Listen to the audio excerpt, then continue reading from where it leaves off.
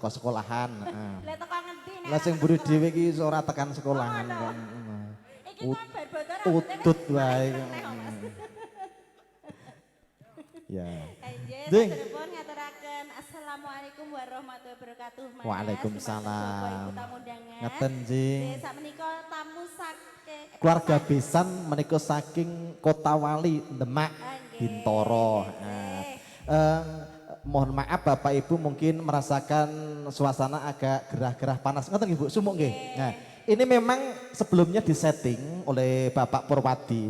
Mergo sebawana mriki niki hawane adem Bu Estu. Makanya jenengan katisen kadimen mriki. Nah, makanya ini buat tenaga surya jadi langsung tembus ke surya sana biar kita bisa merayakan hangat bersama-sama. Ngoten Bu. Nek mriko biasane anu Lah mriko panas nggih Bu, panas.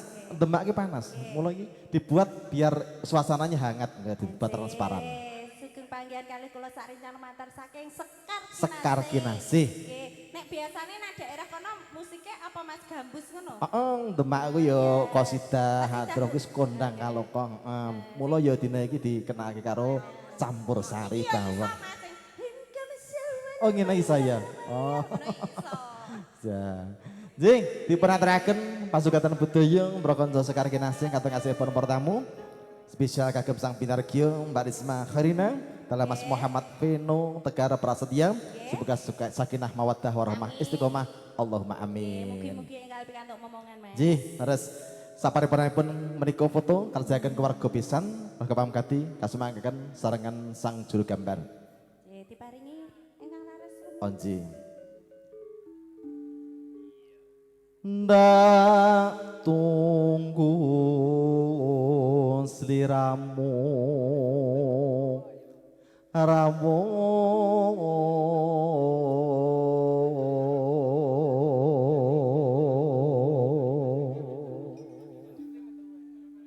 jombe bingung kawe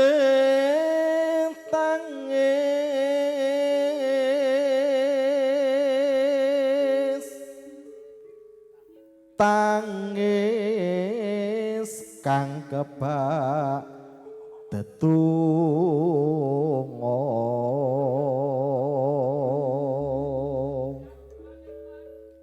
mung sliramu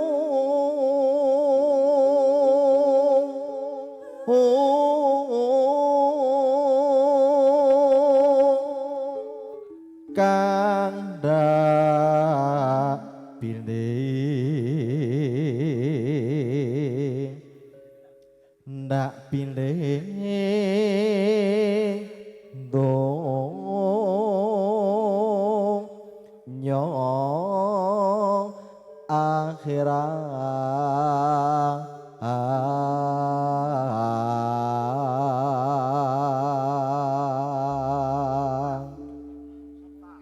ya Allah ya Rabbi amin.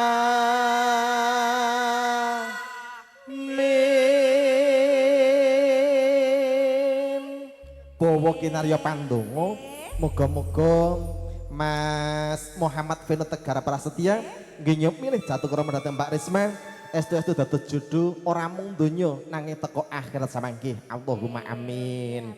Monggo katambahan anggamipun Prakonco Sekar Kinasih. Jawake sapa wonge ya Mas? Nggih, monggo. Iki spesial kanggo Dudo Premium.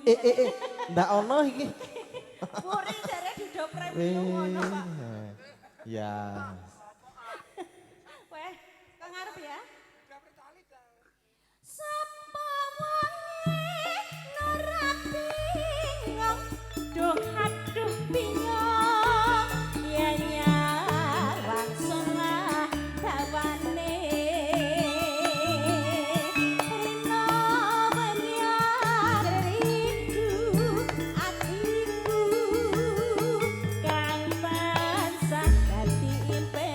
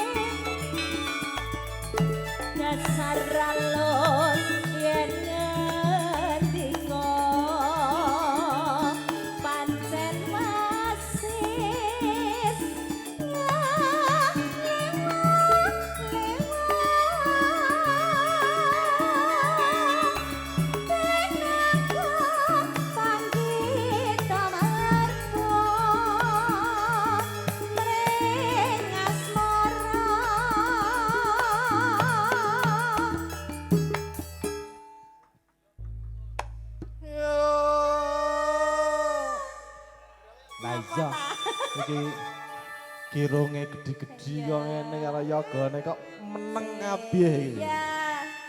Nom kabeh. Lah iya, Sing paling enom sing ngecak karo sing gamel iki lho.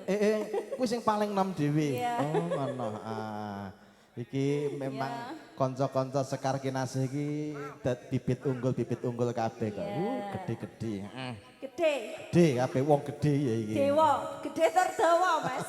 Delokan iki lho, seragame iki ngasih kecilikan kabeh ngono kok nyincut kabeh. Mangga. Gumbrek putra puteng ngarso.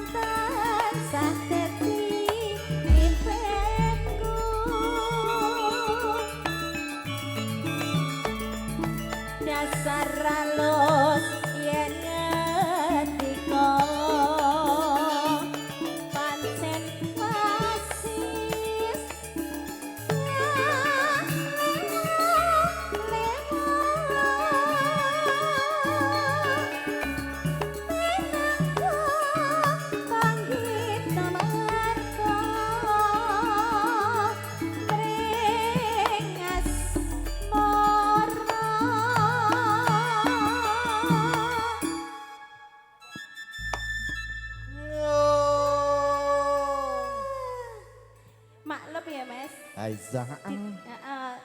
Iki lagu lawas banget. Lagu lawas. Ini yo ngendangi urung lahir. Aja ngono. Opo iki? Piye? Iki isih bocah to iki? Hah? Isih bocah. Heeh. Bocah. Cah apa? Bocah gendeng. Wes, heeh. Gumbrek putra sane.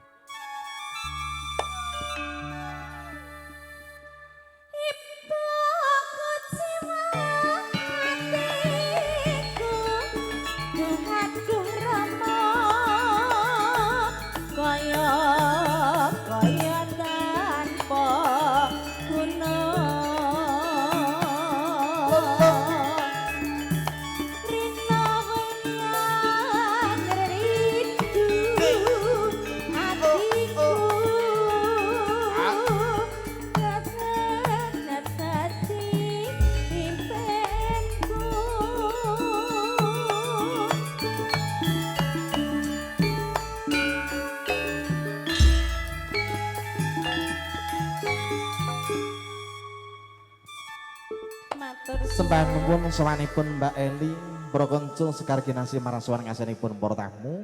Menika mbujeng wedal garap wancing swasana ingkang sama-sawetawis siang pinargya ingkang sawetawis tetep madinipun putra adat samanggih Samawaradin ing samanggih keparang badhe katilaksana inggih kirab santun busana Lukar busana kaprabon angrasu busana kapangeranan ingkang badhe kapangarsan dening Sang Suba Manggala. Ika menika Sang Suba Manggala monggo samekta lumarap manjing jero panti parga samanggih ika saperlu nglarapaken dhateng Sang Pinargya netepi kirab santun busana utawi lemat dening kirab kas kanarendran ing rikalangan menika.